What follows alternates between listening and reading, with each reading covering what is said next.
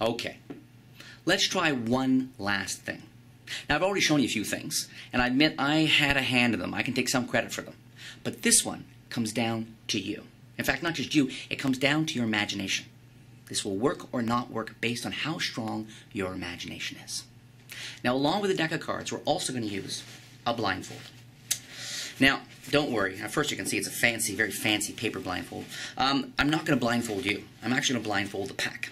I'm going to ask you to reach over in a moment and lift off some of the cards in the deck. However, the key to this is that you cut as many cards as you want. You can lift off 3 cards, lift off half the pack. Make sure you really feel the pack, and make sure, want this as fair as possible, just lift off some cards, just a few inches, wherever you feel like it. Reach on over.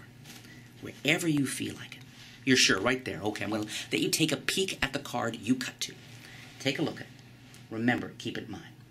Okay, you cut to a card. I'll take the rest of the cards back. I'm going to cover the pack like this. Now, normally, if I were performing live for people, like a restaurant or a banquet, I would hand them the deck of cards at this point. You know, and really build the effect from there. But we'll do it here in studio just like this. I'll keep the deck in full view, though. You're thinking of a card. You cut wherever you want to do in the pack. You have one card in mind. I want you to forget that card. Yeah, that's right, that's right. Forget it. Instead, let's focus on the other cards. Let's start with the red cards. I want you to see them. The hearts, the diamonds. See them in your mind. See all that red, and now imagine that red getting softer, lighter. It goes from red to light red to pink, and then from pink to gone. Think of all those hearts and diamond cards. They used to have ink on them. Now they're blank in your mind. Now let's go to the clubs and spades. Again, all that black ink gets softer, fades. Black to gray, from gray to gone. Blank, gone. Let's work with the backs now. Think of all the red ink, all that red ink. Imagine the red ink again going from dark red to light red, from light red to pink, from pink to gone. Now I ask you to focus on every card but your card. I want you to see right there, well, that's already promising. Right there. A blank. A blank. In fact, my guess is, and I trust you here, that, yeah, as I thought you would, every single back of the card, they're all blank. Now let's take a moment to look at the faces. Oh, yeah, look. Blank, blank, blank, blank. All blank. Every single card.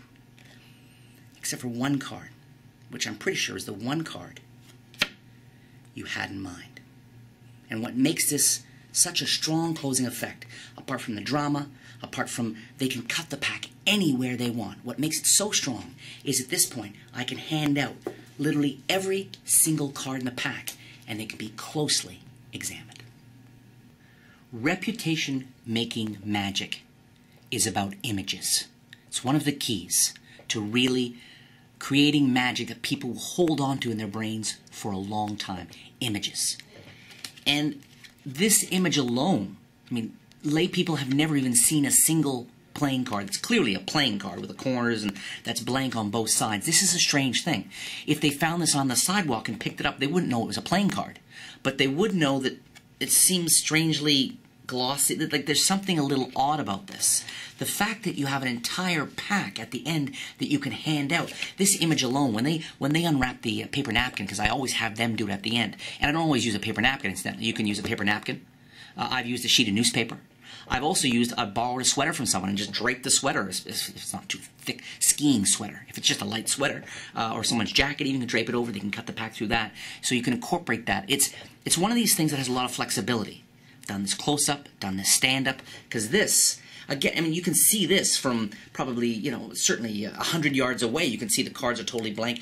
And the gesture, the action of handing the cards to somebody reads and communicates to everybody in the space, no matter how many people are there, that the cards somehow are blank and now can be examined. Everything is copacetic. It's real.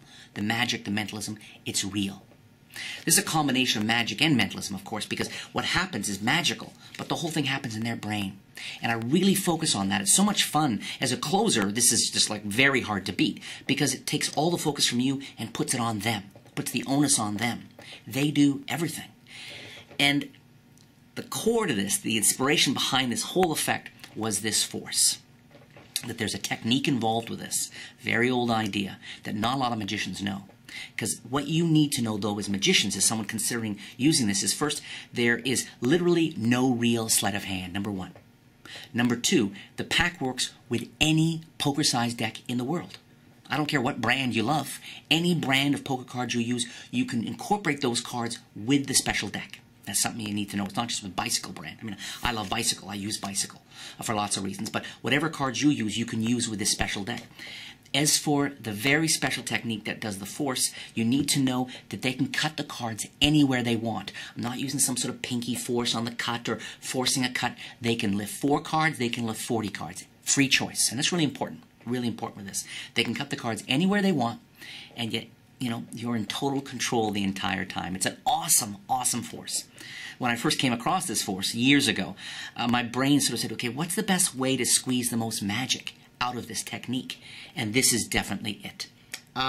Yeah, it's just really strong, really visual, close-up, stand-up, easy to do, surefire, and the fact you can hand everything out at the end just drops jaws every single time. And included with the instructions are not 1, but 2 very special bonus handlings. One is something I call litmus test, and I've been doing it for a long time.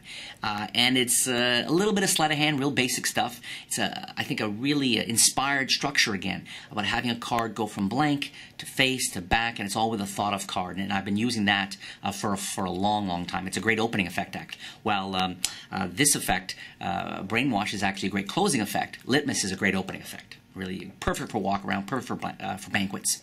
I also include, for the very first time available anywhere, my signed card version of Brainwash, because to do it in this way is great, but if you can do it with a signed card, you get that extra level of investment from the audience. And the final image spreading through, and they're all blank, both sides, except for the one signed card.